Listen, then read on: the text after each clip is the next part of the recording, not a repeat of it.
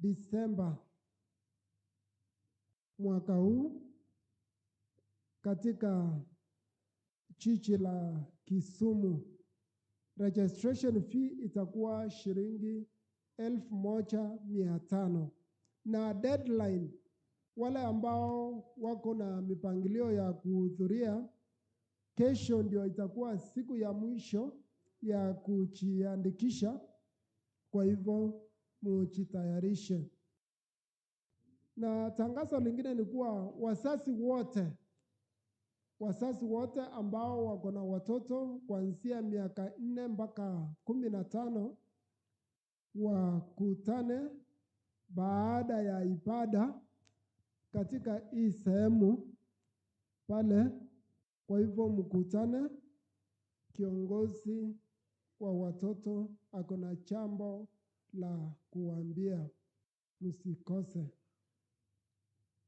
Na pia uongozi wa kanisa unashukuru wale wote ambao ni church members pamoja na home church members kwa kusimama na wale ambao waliowapoteza wenzao wakati walikuwa na magumu. Pia tuendelee kufanya hivyo wakati wote. Tangazo lingine ni kuwa Sabato ijayo ambayo itakuwa ya tarehe 19 mwezi huu kutakuwa na music Sabbath. Kwa hivyo kwa hii music Sabbath kutakuwa na kwaya ambao zitatoka nje na pia kwaya zetu ambazo zitakuwa ama zitaparticipate katika hiyo siku. Kwa hivyo sisi wote pia tunaombwa tukuje na packed meals kwa hiyo.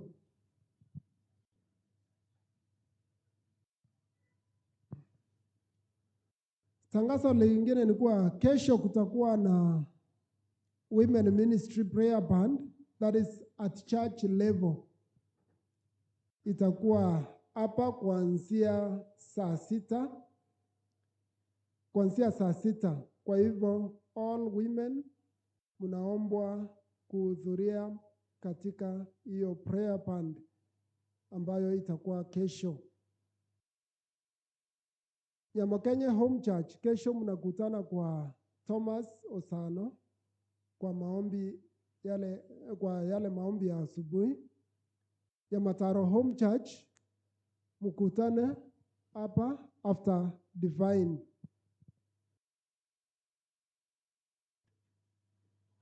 Kuna cheti cha upatizo cha Damaris ya Kimogire. Kama ni wewe utakuja uichukue kutoka pale kwa treasury ama kwa church clerk. Na pia tangazo lingine ni kuwa kutakuwa na Global Diabetes Day ambayo iko organized na Equity Afya. Itakuwa kuanzia tarehe 12 mpaka tarehe 14 pale Uhuru Complex, Equity Bank Building, 3rd floor. Itakuwa kuanzia saa 3 mpaka saa 11 na services ambazo zitakuwa provided ni free blood sugar checkups, free doctor's consultations, free weight height measure, free blood pressure checks and a pulse rate, and a free nutritional consultation. Kutakuwa na free dental checkups and eye checkups. And also kutakuwa na subsidized heart monitoring ambayo itafanywa kwa shilingi 500. Kwa hivyo yeyote aliye na hamu mnaombwa kuenda kwa hiyo check-up Na tangazo la mwisho ni la harusi, wedding announcement. Wacha nisome vile iko. I have the pleasure to announce wedding between Hesbon Masongo Osoro and Miss Diana Kemto Ogaro that will be held at Nyanjwa Adventist SDA Church on 27th November 2022, starting from 11 a.m. The bridegroom is a member of Kisii Central SDA Church, while the bride is a member of Milimani SDA Church, both in South Kenya Conference. The wedding will be announced on 5th, yenye ilikuwa last Sabbath, 12th today, 19th, and 26th of November 2022, respectively. Anybody with any valid reason to stop the proceedings of this wedding should make it known to the relevant authorities before 27th November 2022 or before forever be quiet. Mwenye ameandika ni Pastor Kennedy Rupanzi Arisa. Nambari yake ya simu ni 0728 523 881. Na huo ndio mwisho wa matangazo. Na tuombe. Thank you, Lord, for this time. Thank you for you have led us through the announcements. Oh, we pray that as we proceed with the other programs of the day, may you be with us and let your name be glorified. For in Jesus' name we pray and believe. Amen.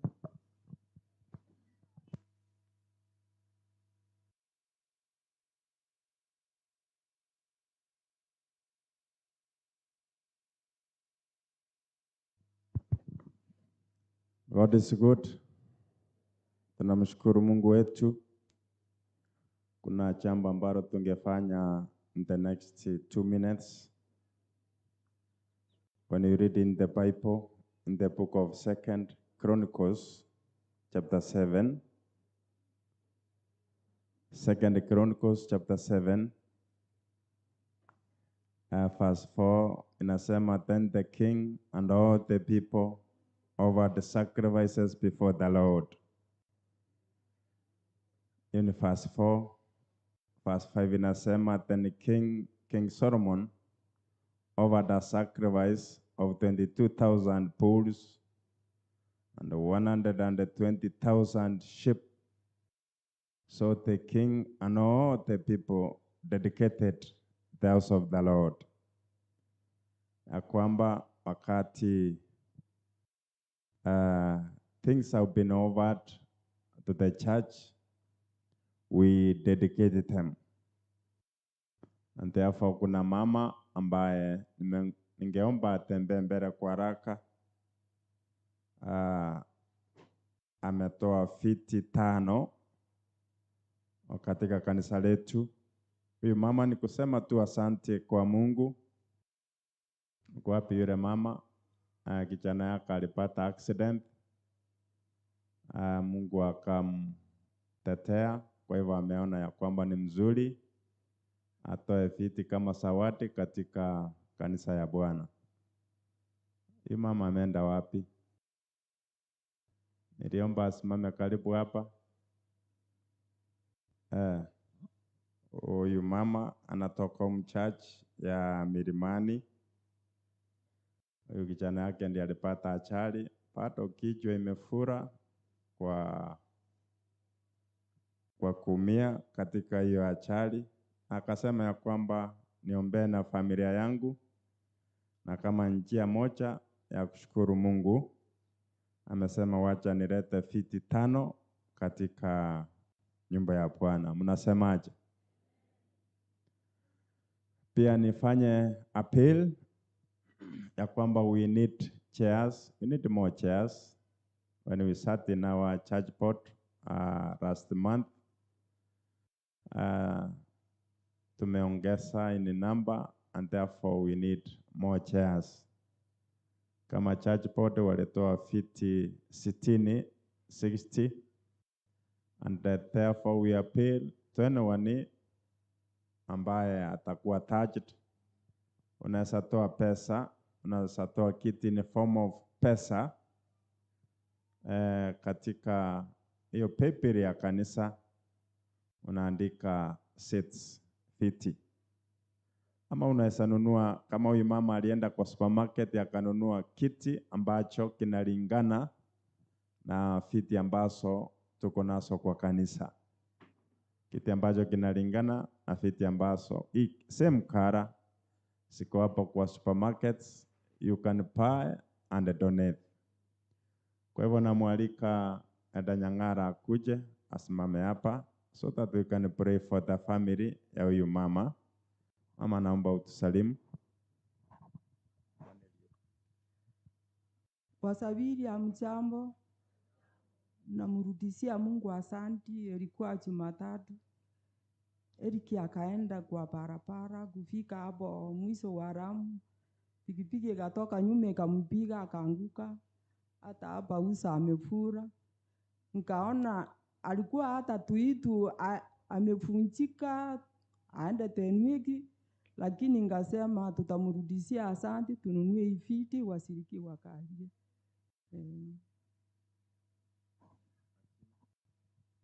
Majina mimi ni Pr Ondari.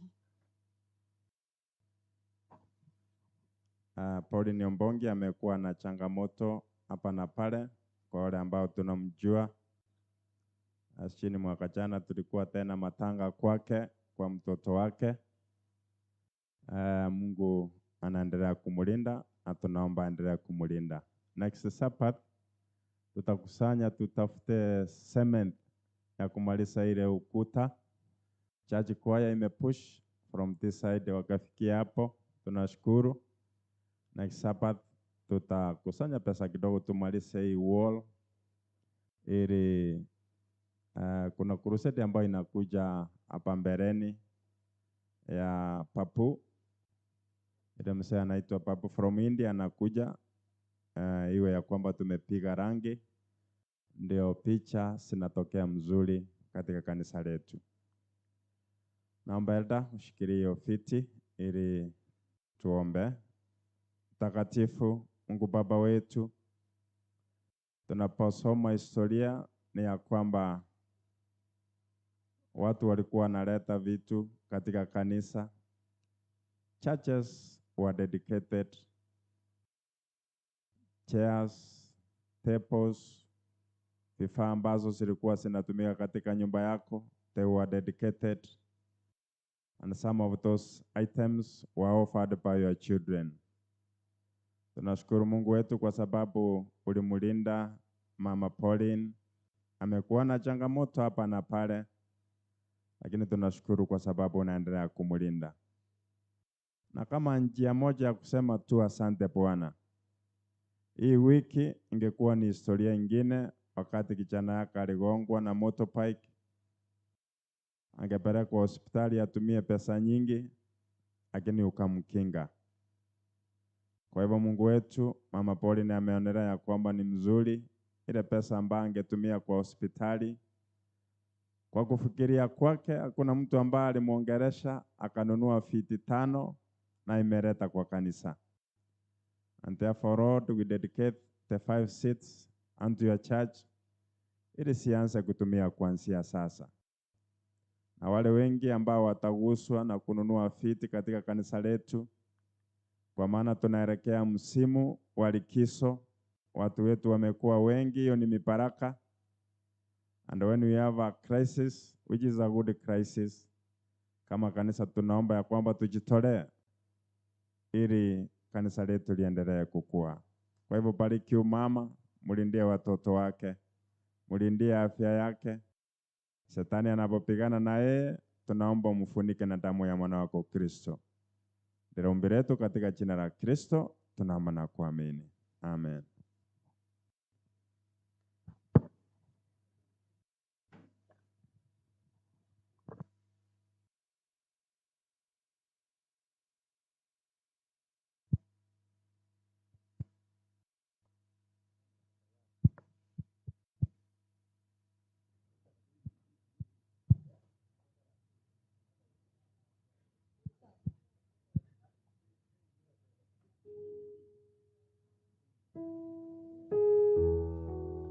sana.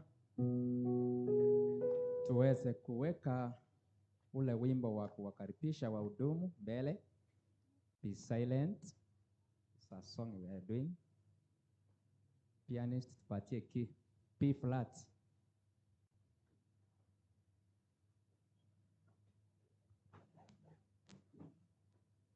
All choirs will sing after wakati wa sadaka. Tajipanga pale.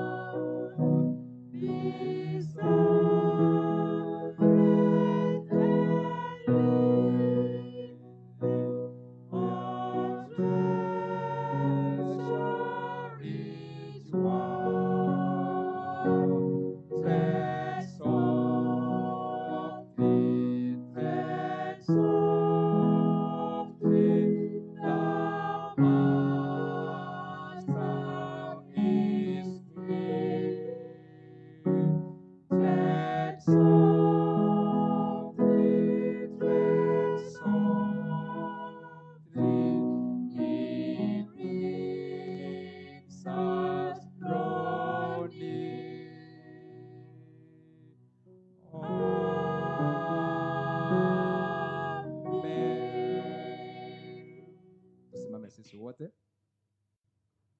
Sifu Mungu wa neema, enyi viumbe popote, wajuu pia sifuni.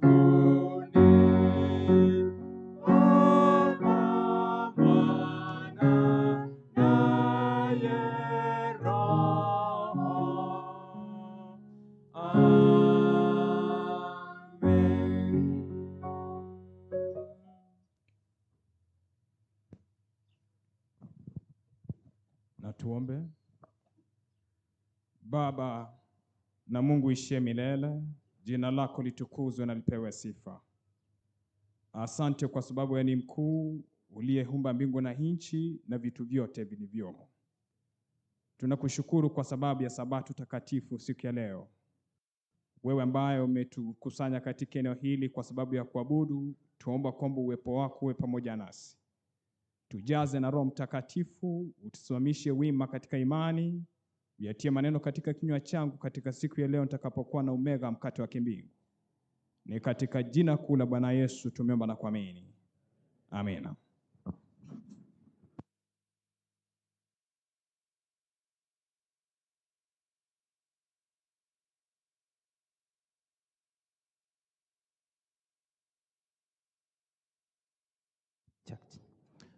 Hamjambo wasafiri wa mbinguni. Hamjambo tena. Tunashukuru Mungu kwa wakati huu ambao umetupatia ili tuweze kujifunza machache kabla elder hajakuja. Ningependa tuingie katika kitabu cha Waamuzi 7, Waamuzi 7, Judges chapter 7. Judges chapter 7. Waamuzi 7. Huu ni wakati ambao Mungu alikuwa ameambia Gideon aweze kuita Wanaisraeli waende kupigana vita. Najua mnajua story hii hapa hivi, hadithi hii. Tunaambiwa kwamba watu 32,000 wakajitokeza kwenda kupiga vita kwa upande wa Wanaisraeli. Lakini kabla hatujasoma tuombe. Tunakushukuru Mungu Baba kwa sababu unatupenda.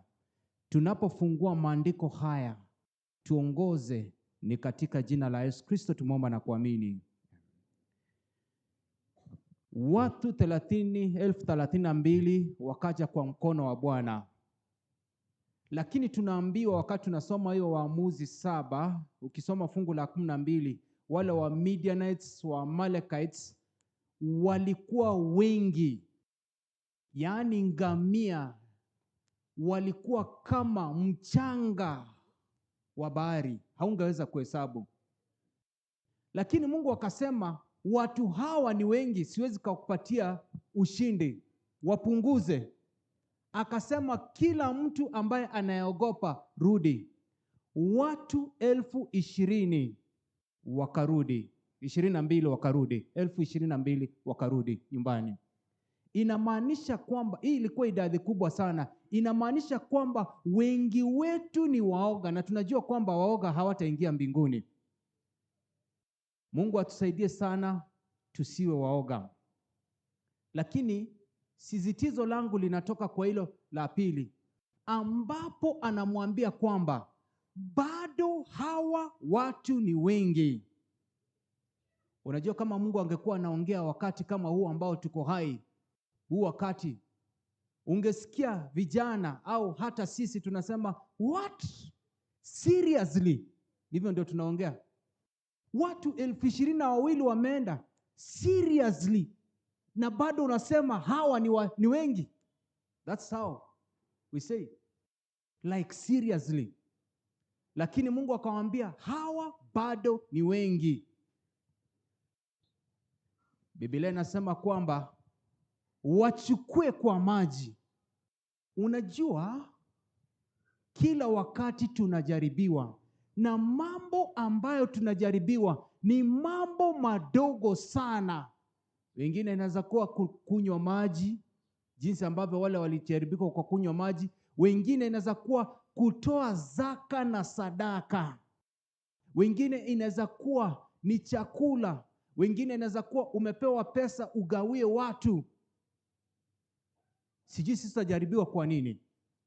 Lakini Biblia inasema walipoenda mtoni, nataka sasa kwa sababu nitasisitiza hapo alafu tuweze kuomba. Hapa Mungu anatuchukua katika shule. Biblia inasema kwamba wale ambao walikunywa maji, wakiinama wakivuta maji kwa mkono wakanywa, walikuwa 300. Na Biblia inasema kwamba wale ambao walikuwa 9,700 waliinama chini wakanywa maji kama mbwa au ng'ombe. Walikuwa 9,700 wakaenda nyumbani, akabaki na 300 pekee. Nataka uangalie, labda hapa ni Gideon alikuwa anawachagua, lakini Mungu alichukua Gideon kwa shule, akamwambia nataka uangalie. Mmoja akakuja wa kwanza, akainama, akavuta maji kwa mkono, akakunywa, akamweka mkono wa kulia. Mwenye alifuata labda akainama chini kama mbwa, akakunywa maji kama mbwa, akawekwa mkono wa kulia, kwa kushoto. Akamwambia Gideon, umeona? Ndio, wacha nikuonyeshe tena mara ya pili. Mwenye alipiga magoti kama mbwa akakunywa maji kushoto, akavuta maji kwa mkono kulia, akamwambia sasa angalia. Na imagine kwamba Mungu amesimama mahali hapo hivyo, akaona mtu anakuja, akapiga magoti kama mbwa, akakunywa maji. Gideon akamweka mkono wa kushoto, akaangalia Mungu. Mungu akafanya kichwa hivyo. Na Mungu anataka atufunze jinsi hivyo. Inafikia mahali uchaguzi wetu unamfurahisha Mungu. Hapa ndio namalizia. Inawezekanaje mtu apige magoti na ambiwe aende nyumbani? Hapo ndilo swali. Wakati tunaabudu, the highest means of adoration, yani kule heshima kwa Mungu, wakati tunapiga magoti tukiomba, mtu anawezaje piga magoti naenda nyumbani? Nataka munisikie, sio kila goti ambalo linapigwa chini linamwabudu Mungu.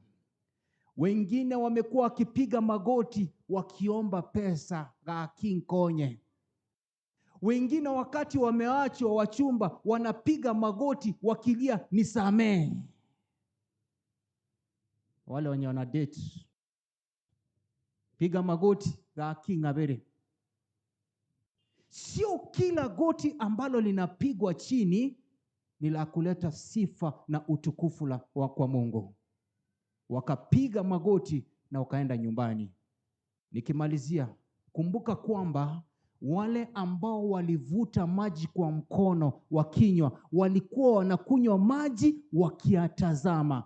Lakini kama unapiga magoti na unakunywa maji, jiwe, mshale unaweza kukugonga bila wewe kuona. Na Yesu alisema kwamba kesha na kuomba.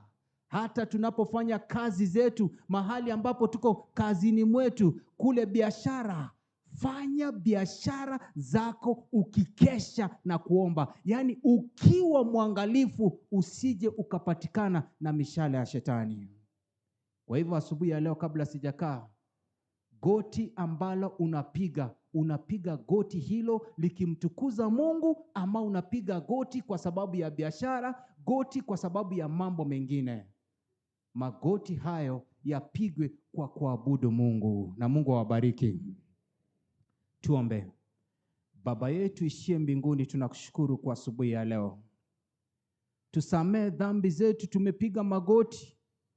Hata tumepiga magoti kwa wanasiasa, tumepiga magoti kwa mwanadamu, tumepiga magoti tukilia tusamewe, lakini hatujapiga magoti kukuabudu. Tunaomba utusamee. Tusije tukaenda nyumbani kama wale wengine. Mungu Baba, yawezekana sisi tukapatikana miongoni wa wale 300 ambao Mungu alichagua ili waende kushinda vita. Unapozuru wana wako Mungu Baba, usitupite. Guza kila mtu. Tunajua mioyo imevunjika, wengine wamekata tamaa. Tunaomba kwa njia ya kipekee asubuhi ya leo, unapopita kubariki wana wako, usiwapite. Leta mibaraka katika familia zetu, hata jinsi ambavyo tumekaa, na wengine ambao wanatutazama kule nyumbani, wabariki kwa njia ya kipekee na utuandae kwa kurudi kwako mara ya pili. Ni katika jina la Yesu Kristo tumeomba na kuamini.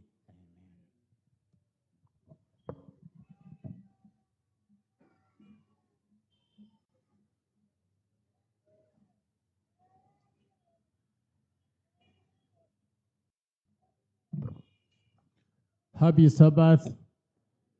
Happy day. God is good. And all the time. Thank you. Thank you. Asante. Asante na Mungu awabariki. Wakati huu ningependa kuwakaribisha nyinyi nyote katika ibada ya siku ya leo. Na Sabato ya leo ni prayer Sabbath. Today is prayer Sabbath. That's why you have seen Elder Magati amesimama hapa, ameleta first kutoka kwa Biblia, and he has emphasized on the prayer. On the prayer. Today is the prayer Sabbath. Mungu awabariki nyote, mmekuja kuabudu siku ya leo katika kanisa la KCC. Tena nafikiri tuna wageni wamekuja kuabudu nasi. Kama wageni wako, nataka kuwaona kwa kusimama juu. If you have visitors here who have come to worship with us today, I would like you to stand up and say hi to the congregation. Wageni, wageni, wageni. Nimeona mgeni mmoja pale, mwingine yuko juu. Oh, wengine wako hapa. Thank you, thank you. Kanisa la KCC mnasemaje kwa wageni? When they go to their churches, what do they say? Mchukue salamu, eh? As I also came, I saw some other guests over there who are unique.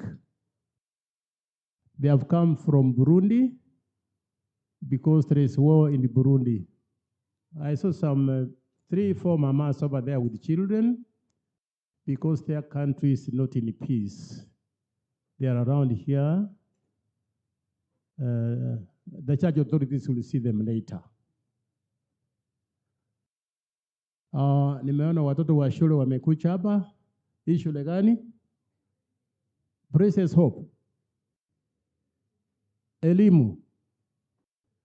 Can all these students stand up, please, so that we can welcome you? Our students have come to worship with us. Musimame. Can you wave to the congregation? Where is your leader? A leader, a teacher, or a student leader to come and say I on your behalf. The captain who's leading this team. Mwalimu kuja, salamia umati wa watu, tuambie umetoka wapi. Asante kwa kuja. Hello. Good afternoon. God is good and all the time. I'm Mukaya Morris from Elim Academy. We are with Elder Marasi. He also can greet you. Na wasalimu amjambo. Amjambo tena. Tunamshukuru Mungu kwa maana kwa njia ya kipekee ametuleta umbali huu. Na ameona ni vema tuje mbele zake kumwabudu. Naomba kila mmoja wetu tunyenyekee kwake ili tupate baraka ya siku ya leo. Asanteni. Asante. Mutaketi. Wanafunzi mketi, kumbe ni Elimu Academy. Last time you were wearing a different uniform. Okay, asante. Sasa ningependa kuona wa makwayas wote, women ministry, church choir, Adventist men choir, AYS. Can you please stand up?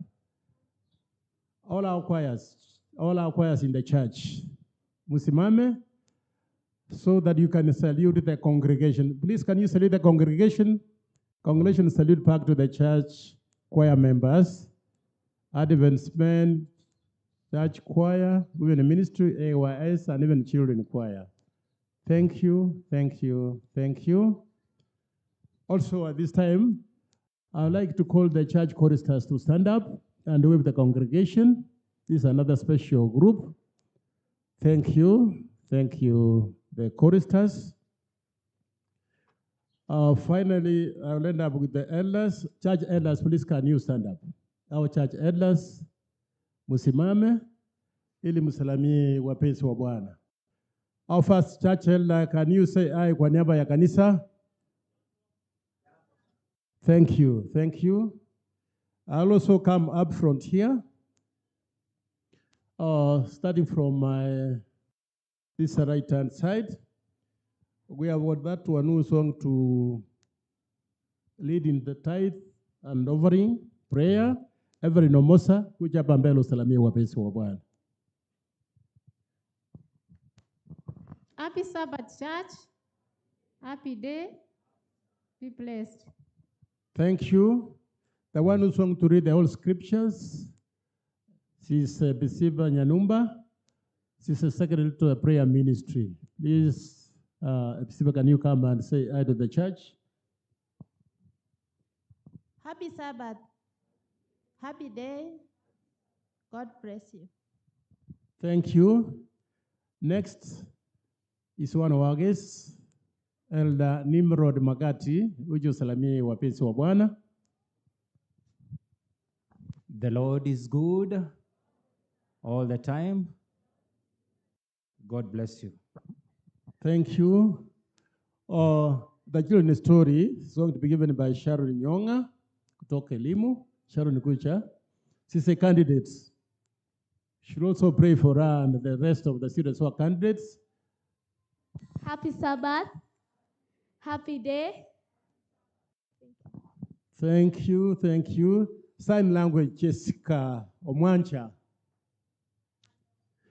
Amewasalimia namna hii. Can you do like this? Okay. That's special greeting from the sign language. And also, Yule ataenda kumega mkate wa mbinguni is our guest from Nairobi, is Elder Elisha Obure. Wakati wako ukifika, ndiye atasimama tusalimie ili aendelee na mambo ya kuhubiri. Na mimi ni Elder Ratemo, mmoja wa elders wa kanisa la KCC. Asante, program itaendelea kama imepangwa. Thank you. Scripture reading.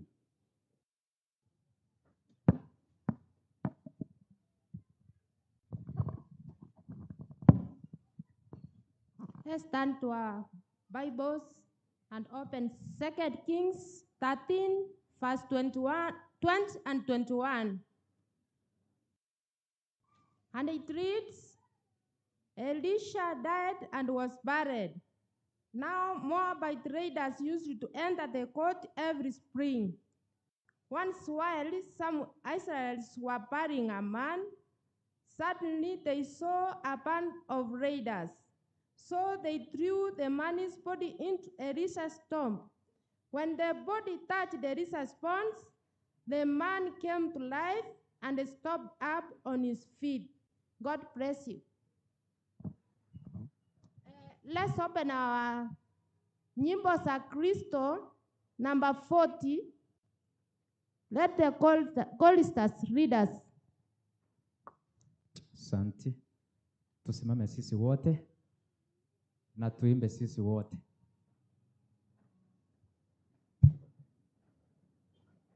All me, Holy Spirit.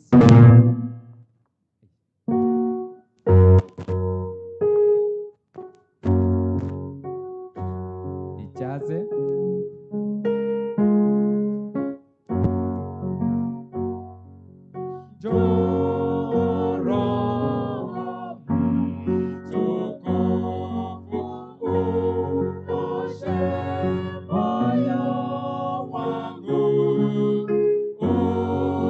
Utakase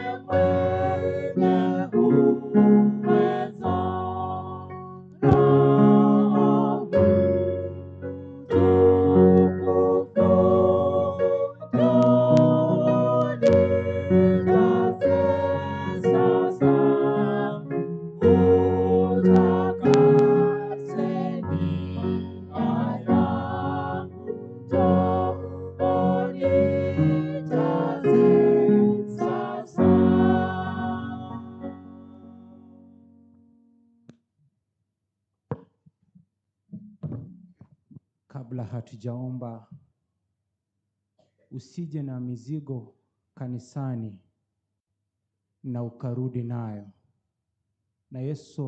Na Yesu anatuambia kwamba tulete mizigo yetu yote mbeleni mwake.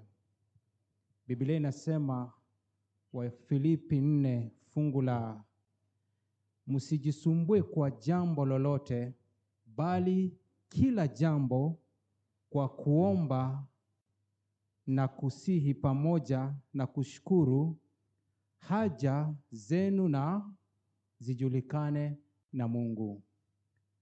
Yawezekana haja zako zinajulikana na familia yako au mwajiri wako, lakini asubuhi ya leo jinsi ambavyo tumesimama hivi na wengine ambao wamekaa wakitutazama, haja zako zimejulikana na Mungu, na lazima tuchukue haja zetu mbele za Mungu. Kwa sekunde 30 funga macho uweze kuomba, alafu na mimi nitaweza patia Mungu haja zako. Nitakuwa naimba unapoomba. Bwana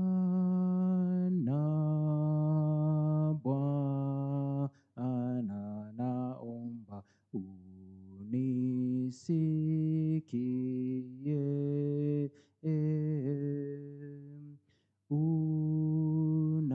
unapozuru wengine,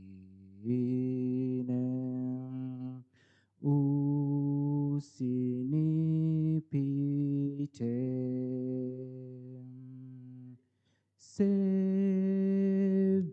Savior, Savior, hear my humble cry, while on other thou art calling. Do not pass me by. Baba yetu ishie mbinguni, tunakushukuru kwa asubuhi ya leo. Asanti kwa sababu unatupenda. Asanti kwa sababu umetuambia kwamba umetuamuru tuje jinsi ambavyo tulivyo. Unajua jinsi ambavyo tulivyo waovu. Tumetenda mambo mabaya kwa maneno, mawazo na matendo. Mshahara wa dhambi ni mauti. Hatujakufa kwa sababu unahitaji kila mmoja wetu aweze kufikia toba. Tusamee dhambi zetu Mungu Baba. Chochote ambacho kitazuia maombi haya yasifike, tunakemea katika jina la Yesu. Mwaga Roho Mtakatifu kwa wingi kwa mkutano huu. Asubuhi ya leo Mungu Baba, tunamkumbuka Edmund. Mungu Baba, mkono wako sio mfupi ambao huwezi kuokoa. Muokoe kwa njia ya kipekee. Weka uadui mkubwa kati yake na dhambi na wengine ambao wanapitia mambo kama hayo Mungu Baba. Pia tunamkumbuka mgonjwa ambaye anachukuliwa kule Eldoret kwa surgery, Dorothy Obiri, tunamkumbuka kwa njia ya kipekee. Na wengine wagonjwa kama mzee Onyangi na wengine Mungu Baba wote, tunawakumbuka. Unapozuru wana wako, usiwapite Mungu Baba. Jinsi ambavyo tumesimama hivi, tuko na matatizo mengi. Wengine hawana school fees, Mungu Baba, fungua milango. Wengine biashara zao haziendi vizuri, waguze kwa njia ya kipekee Mungu Baba. Wengine wanatafuta kazi, fungua milango waweze kupata kazi ambazo zitawaruhusu waweze kukuabudu. Wengine Mungu Baba wanatafuta promotion, wengine wako na kazi lakini wanasumbuliwa na waajiri, tunawakumbuka kwa njia ya kipekee. Wengine ni vijana ambao wanatafuta wachumba, tunawakabidhi mikononi mwako, wafungulie njia pia waweze kuolewa. Wengine wako na matatizo tofauti tofauti katika familia zao, hawalali, kuna ugomvi Mungu Baba. Tunaomba guza mzee yule kwa nyumba, guza yule mama pamoja wana watoto, ili tuweze kuwa na mbingu ndogo katika familia zetu. Ikiwa tujataja mambo mengine ambayo wenzetu wanaendelea kuomba, unasoma roho zetu kama kitabu, tunaomba utuguze, utupiganie na utupatie ushindi. Tunakabidhi mzungumzaji Eliezo Obure kwa mikononi mwako Mungu Baba. Mtumie kwa njia kipekee, mpatie nguvu aweze kuinua neno lako juu, ili uweze kuvuta watu wengi kuja kwako Zaidi ya yote tuandae kwa kurudi kwako mara ya pili. Ni katika jina la Yesu Kristo tumeomba na kuamini.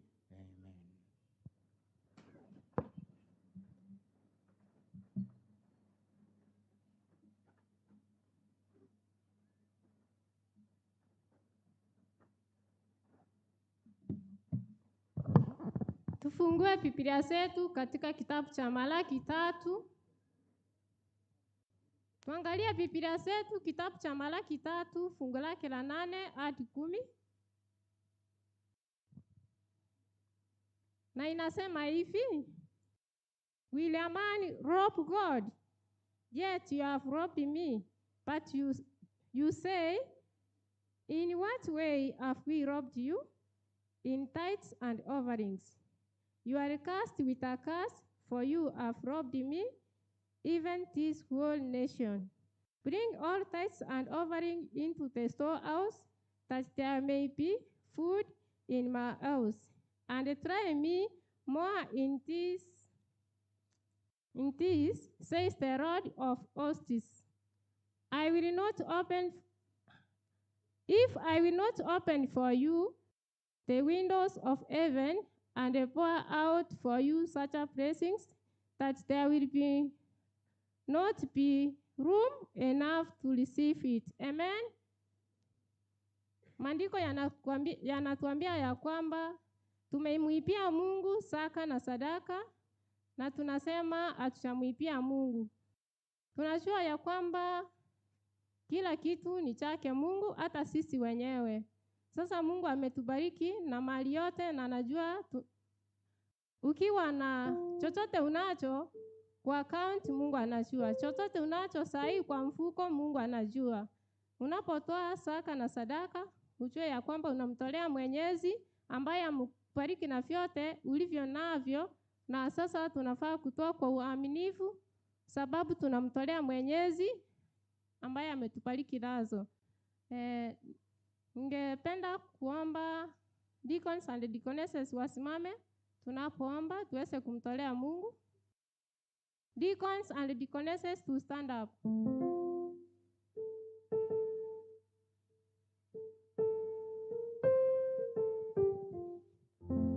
Tuombe. Uishie milele Baba, tuache mbele zako mchana wa leo. Tunakushukuru sababu wewe ni mwema kwetu. Asante kwa sababu umetubariki sana. Ni wakati wa kutolea zaka na sadaka. Tunaomba utupe Roho Mtakatifu atuongoze, tunapotoa tutoe kwa uaminifu, na usidi kutubariki Baba. Na wakabidi deacons and deaconesses kwako Baba, pia uwatakaze wanapotoa sadaka ambayo ni takatifu, pia waweze kubarikiwa zaidi. Nasi pia sote tubariki, ndio tusidi kukutolea kila wakati. Ni katika jina la Yesu aliye Bwana na mkombozi nimeomba na hata kuamini.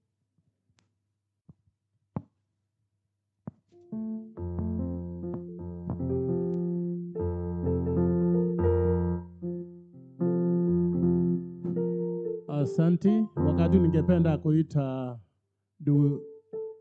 Vincent ongoze nyimbo zetu, brief to the point, so that we save time. Asante. Okay. Tuko na kwaya 6. We sacrifice 2 choirs waimbe baada ya mhubiri. Elimu kwaya mwingine pale, followed by women ministry and so Adventist men. Adventist men. Unapanga foleni pale. Tuliza kidogo. Elimu kwaya pale, Adventist men na church choir. Those 3 choirs wataimba, zingine wataimba baada ya mahubiri. Kama siwaoni pale, tutaita ingine. Song number 95 wakikuja. Adventist siwaoni. Elimu kwaya wako hapa karibu. Siwangekuwa wamechongea.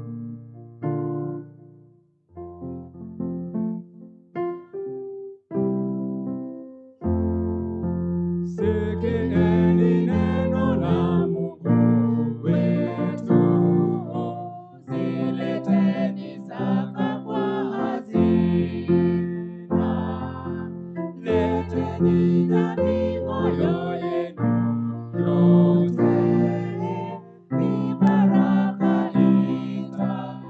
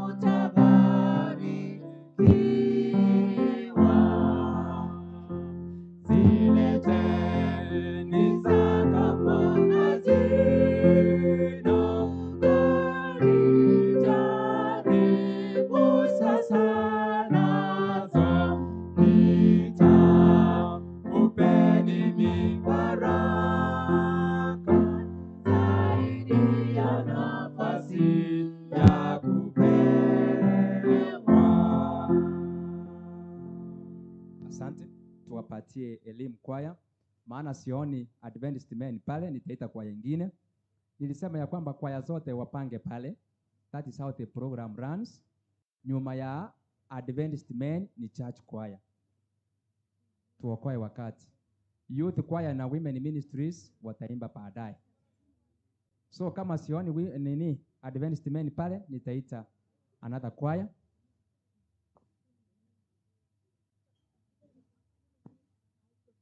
Wamesimama.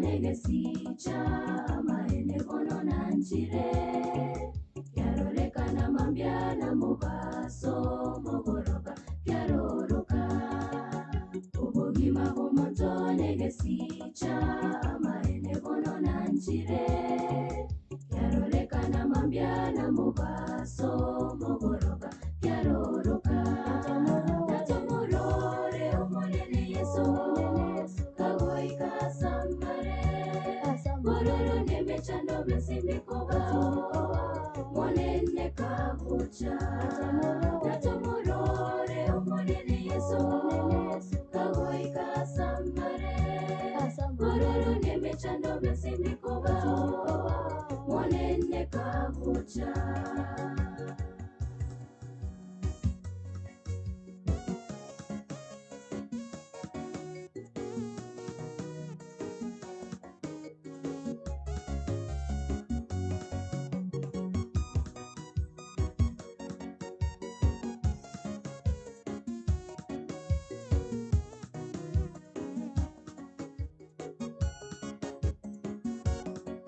Amatuko mwanzo era etwe nemerongo etano nebere era etane ebe merongo etano netato naende yobororo Amatuko mwanzo era etwe nemerongo etano nebere era etane ebe merongo etano netato naende yobororo Natomorore umonene Yesu kagoika samare Bororo nemechando besimikoba Monene kabucha Natomorore umonene Yesu kagoika samare Bororo nemechando besimikoba Monene kabucha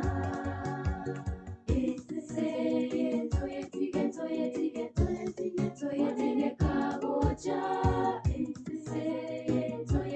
Toye no monene kare na kare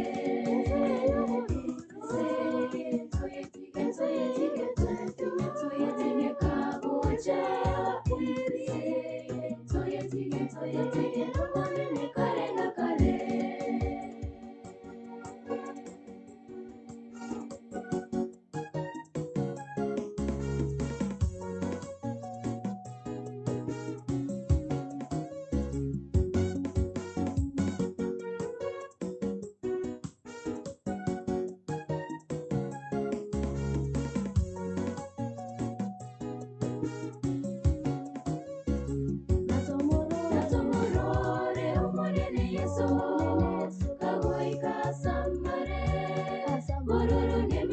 besimikobao molene kabucha natomorore omolene Yesu kagoi kasamare bororo nemechando besimikobao molene kabucha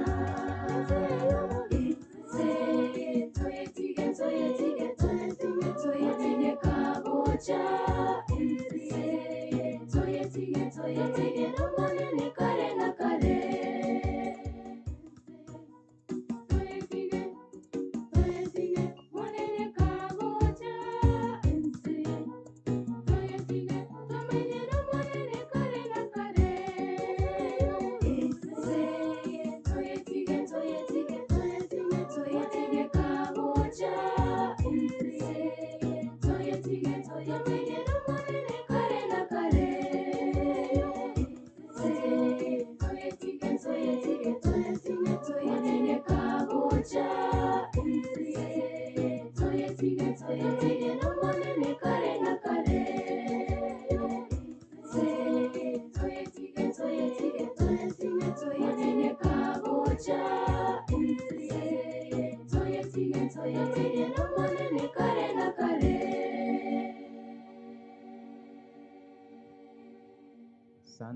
Asante watoto.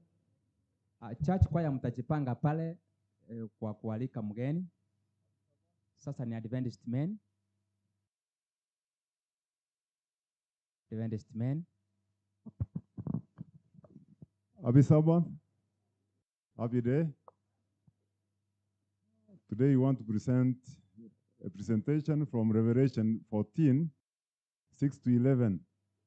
Before that, I have some emphasis to make. When you look at the group, we look few. But I want just to make an emphasis that these are men, either young and old, who are using their talents and gifts to spread the word of God. We are encouraging quite a number of you to come and register with the group. And before the end of this month, you will have known who are the choir members. Kindly, all the men, young, old, with your talents, welcome the group. Thank you.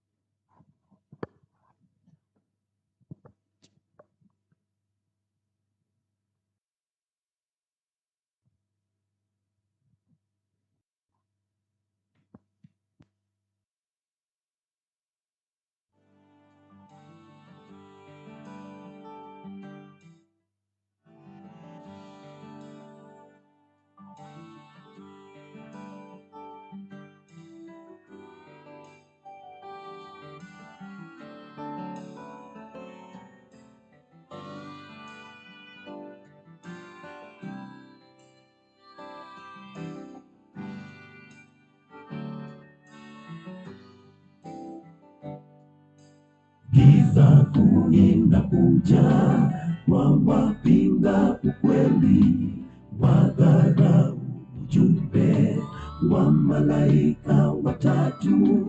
Mbingu inasikitika kuwaona wanadamu hawajajiandaa kwa karamu ijayo. Giza kuja, wawapinga ukweli, wadharau ujumbe wa malaika watatu. Mbingu inasikitika kuwaona wanadamu hawajajiandaa kwa karamu ijayo. Ondokeni Babeli, ndiyo watu wake, muepuke ghadhabu na mapigo ya mwisho. Ujumbe umesikia wito wake Bwana Mungu. Ndugu, njoo kwake Yesu ungali mchana. Ondokeni Babeli, ndiyo watu wake, muepuke ghadhabu na mapigo ya mwisho. Ujumbe umesikia wito wake Bwana Mungu. Ndugu, njoo kwake Yesu kungali mchana.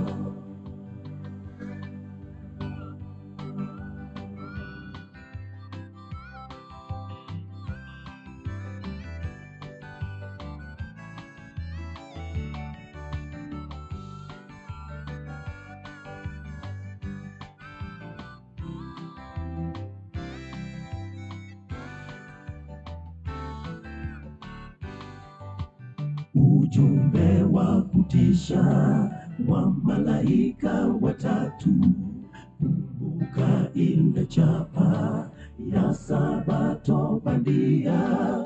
Adui mdanganyifu atawavuta wengi, ukikata ukweli mwisho utapotea. Ujumbe wa kutisha wa malaika watatu, kumbuka ile chapa ya sabato bandia. Adui mdanganyifu atawavuta wengi, ukikata ukweli mwisho utapotea. Ondokeni Babeli, ndio watu wake, muepuke ghadhabu na mapigo ya mwisho. Ujumbe umesikia wito wake Bwana Mungu. Ndugu, njoo kwake Yesu ungali mchana. Ondokeni Babeli, ndio watu wake, muepuke ghadhabu na mapigo ya mwisho. Ujumbe umesikia wito wake Bwana Mungu. Ndugu, njoo kwake Yesu kungali mchana.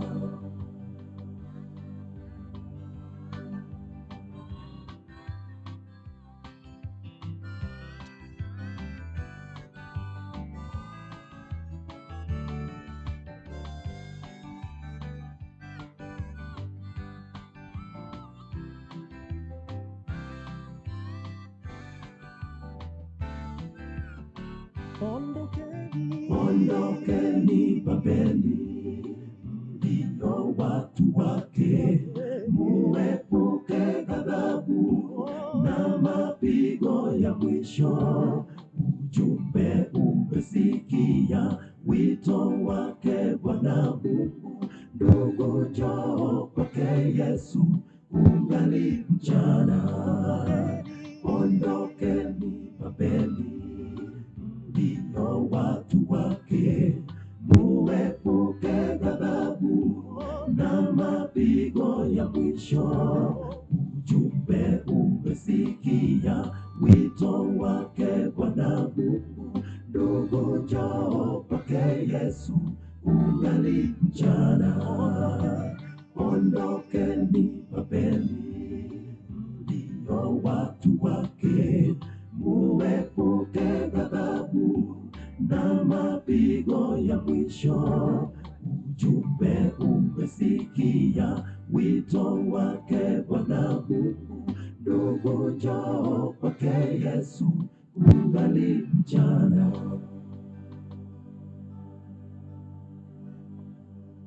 Amen. Mnaambiaje hawa wazee?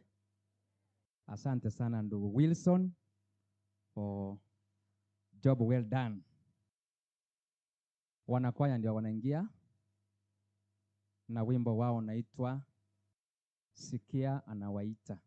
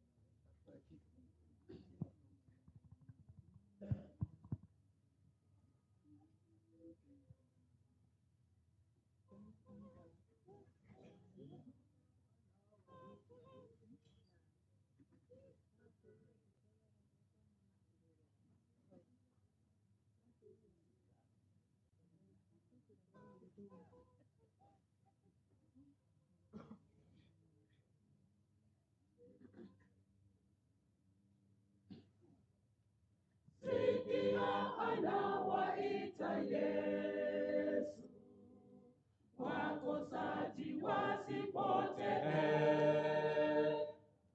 wenye kulemewa na mizigo, kwake Yesu waita.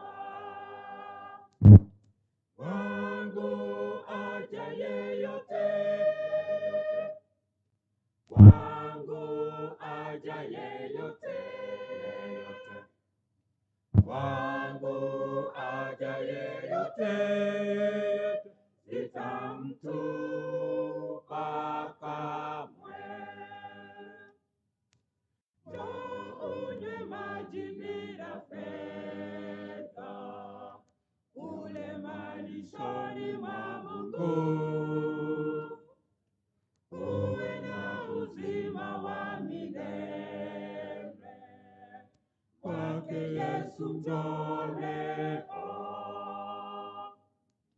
Wangu aja yeyote, wangu aja yeyote, wangu aja yeyote, sitamtupa kamwe. Ukiwa maskini sana wewe, njoo wokovu upokee. Usiseme una cha kulipa, amelipa Mwokozi. Kwangu aja yeyote, kwangu aja yeyote, kwangu aja yeyote, sitamtupa kamwe. Ndugu yangu usidhani hivi, kesho itafaa kumsikia. Sasa ndiyo siku ya wokovu, leo hivi mpokee. Kwangu aja yeyote, kwangu aja yeyote, kwangu aja yeyote, sitamtupa kamwe. Kwangu aja yeyote, kwangu aja yeyote, kwangu aja yeyote, sitamtupa kamwe.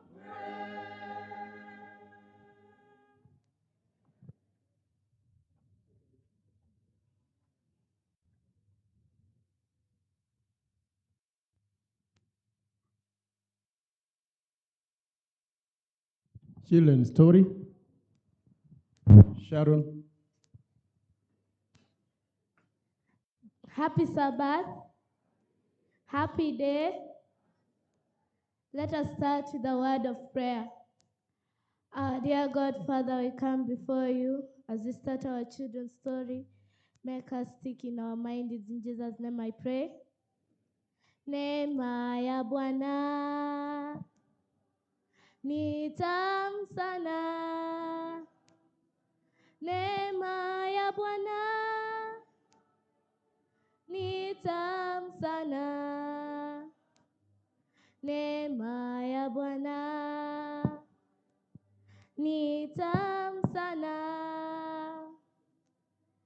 Neema, neema, neema, neema ya Bwana.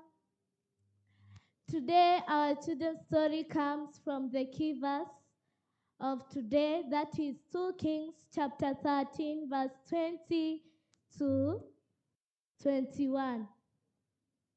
And I have a story, and my story comes from Elisha. Before Elijah went to heaven, Elijah told Elisha, "You will have double power as I did." And when Elijah went to heaven, Elisha knew that he had power, double power as Elijah. Elijah performed 7 miracles. Now, when Elisha performed the 13th miracle, he falls sick. And as God promised Elisha that he will receive double power, Elisha started being worried that he won't perform his 4th miracle. So, as you read from that verse, Elisha died, knowing that he has performed 13 miracles instead of 14. But when, as we see from our key verse, a dead man who died in the war came. When Elisha was buried, the soldiers came to Elisha's tomb and said, "Let's just put the body there because there's no time to build another tomb." Now when that soldier was put there, the soldier stood up. The soldier came back to life. So that means Elisha performed 14 miracles. And God has promised us that we will go to heaven, the second coming of Jesus. So why should we worry? And also God has promised us many things. So why should we worry? If God made Elisha did 14 miracles, even though Elisha did not know that he was going to do 14 miracles, but Elisha at the end did. And that's my children's story of the day. Let's pray. Our dear God, Father, we come before you, praising your name and worshiping your name. As the bread of life come, let it stick in our minds. In Jesus' name I pray.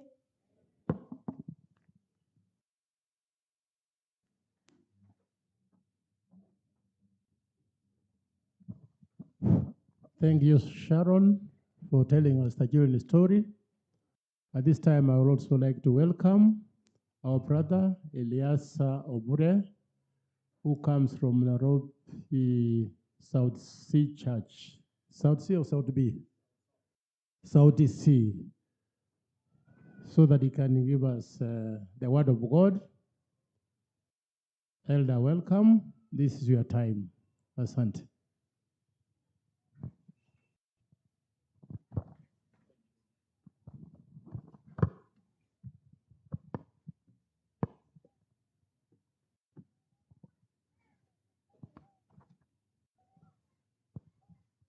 Happy Sabbath Church.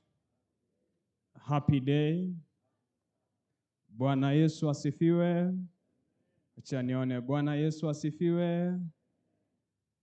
Nashukuru kwa njia kipekee kwa sababu ya fursa katika siku ya leo, siku takatifu ya Sabato, kwa kuongea katika kanisa hili la nyumbani.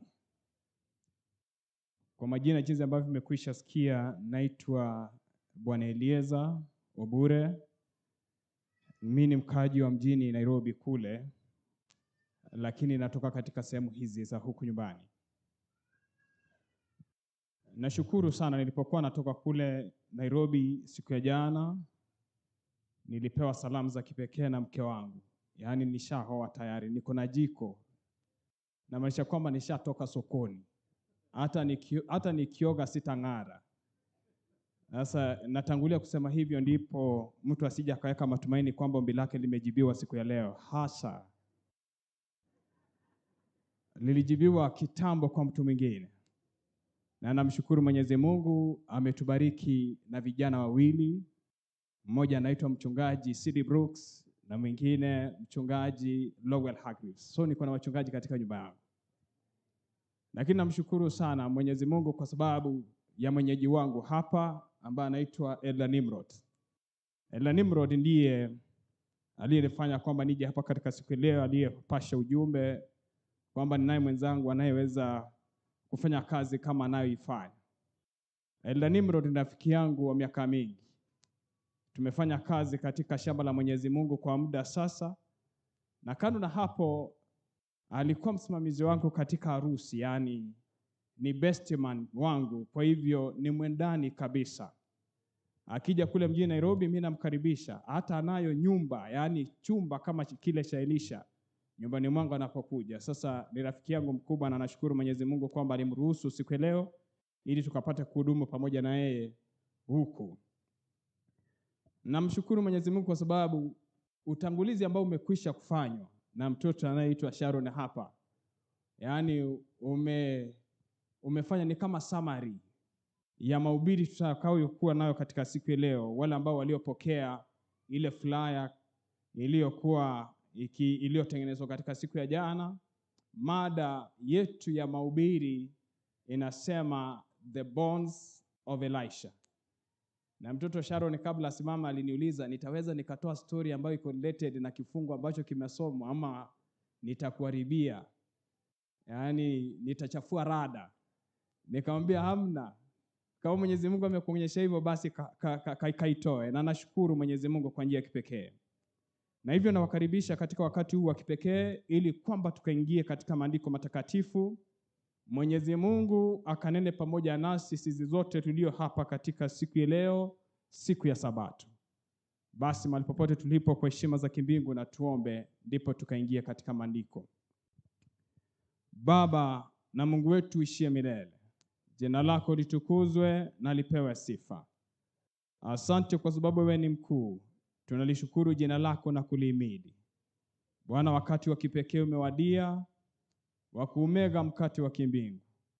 Naomba kwamba ukanitumie kama chombo tu, ukaonekana kwa watoto wako. Katika siku ya leo, mapepo na shetani tunayakemea katika jina kuu la Bwana Yesu. Jambo lolote ambalo shetani amelipangia ili kwamba likapate kutukia katika hafla hii, Bwana tunaomba kwamba mwongozo wako wa Roho Mtakatifu akapate kututawala kwa muda huu wa kipekee.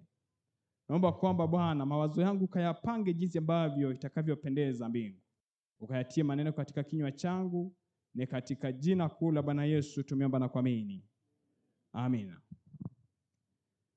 Wana Mungu, ningependa tukaingie katika kitabu cha Wafalme wa Pili. Kitabu cha Wafalme wa Pili 13 na mstari wake ni 20.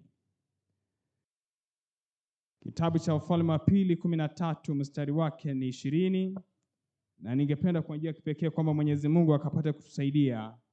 Iwapo kuna mtu aliye kando yako ambaye ameanza kusinzia, kwamba Roho Mwenyezi Mungu asimpe amani katika wakati wa kipekee. Mada yetu kuu kwa wale ambao watakuwa wakiandikwa vichwa vya fundisho letu katika siku hii ni the bones of Elisha, ama mifupa ya Elisha. Na wana Mungu, maandiko yanatupatia taarifa iliyo fupi kuhusu huyu nabii mkuu katika maandiko matakatifu aliyekuwa anaitwa Elisha.